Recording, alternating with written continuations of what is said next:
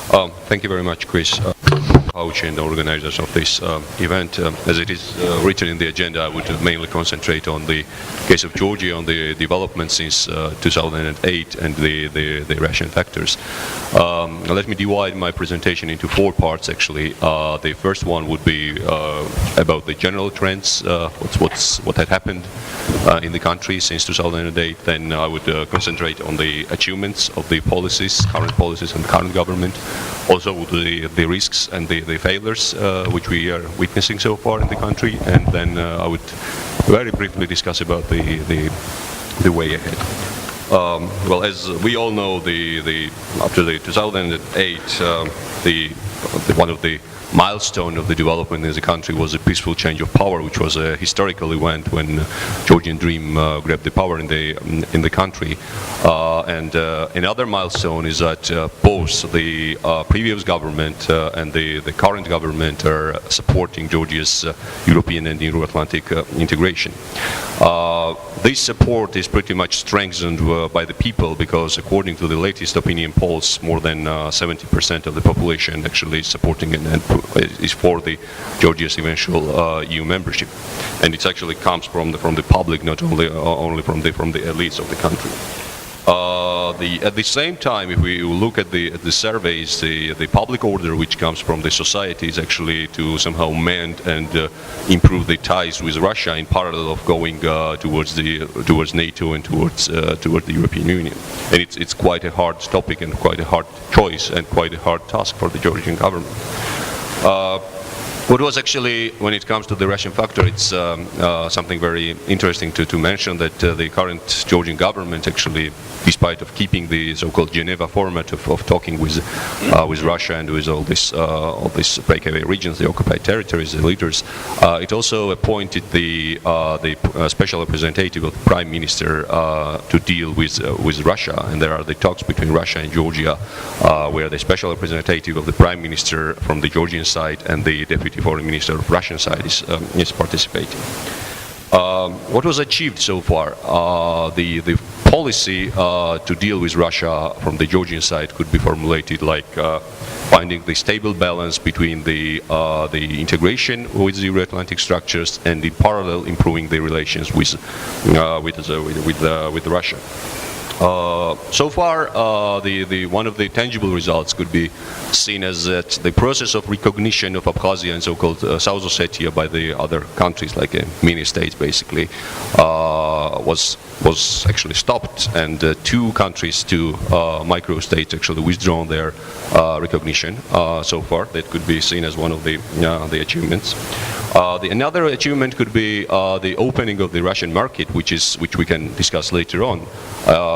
On one hand, it's a great opportunity for the Georgian businessmen to export to the Russian market, but on the other hand, we can see that the dependence on the Russian market in the country is growing, because if you look at the figures, the 65% of the Georgian wine export actually in the first 9 months of 2014 went to the Russian market, and the Russian market is gradually opening for the Georgian agricultural product, for the Georgian mineral waters, etc., etc.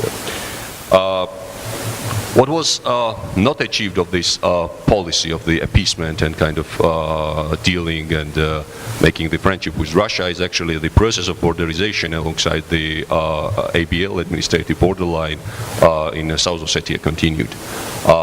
And in parallel, recently, as you might know, Abkhazia signed the so-called friendship agreement with Russia, and unfortunately we hear more and more the voices coming from South Ossetia that their leaders actually are very much supporting, and it's prepared already almost the treaty of, basically it would be the annexation of South Ossetia. So we can say that it has certain limits what the new policy of Georgia to deal with Russia has achieved. It achieved something in one hand, mainly the economic benefits, but in parallel, when it comes to the conflict resolution, we cannot say that there is a much of the achievements. And what are the risks actually coming from in the country? And there are several risks, like internal risks and the external risks. Starting from the internal risks, this is one of the general challenge is actually the fragility of the Georgian dream, the coalition which brings together different actors which are not united and which don't have any common ground or common understanding when it comes to different policy areas, but it's like more on a necessity based and on kind of around one person rather than around common ideology. And we also already saw that the results of the fragility when recently the Free Democrats actually led the coalition.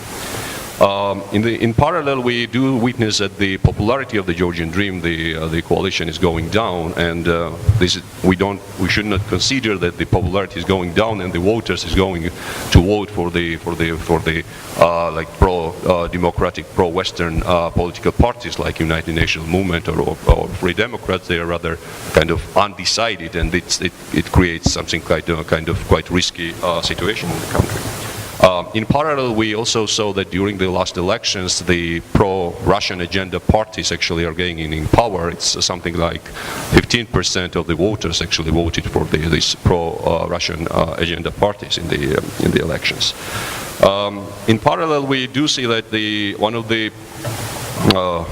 most trusted institution, which is actually the Georgian Orthodox Church, you never know what kind of messages you can get from the Georgian Orthodox Church. One day the Patriarch can come out and say that he's supporting the Georgia's EU membership and he doesn't need to be persuaded in this regard.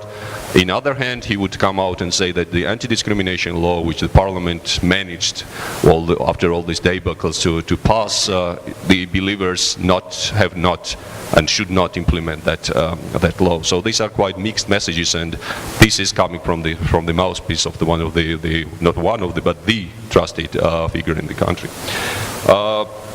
Also, in the recent months and the year, I would say that there are kind of stagnation when it comes to the reforms. And first and foremost, what comes to my mind is the public administration reform, which unfortunately neither the previous government nor the current government managed to somehow to push forward and to manage to bring to the very end. The same goes true about the education reform or the land privatization reform in the country.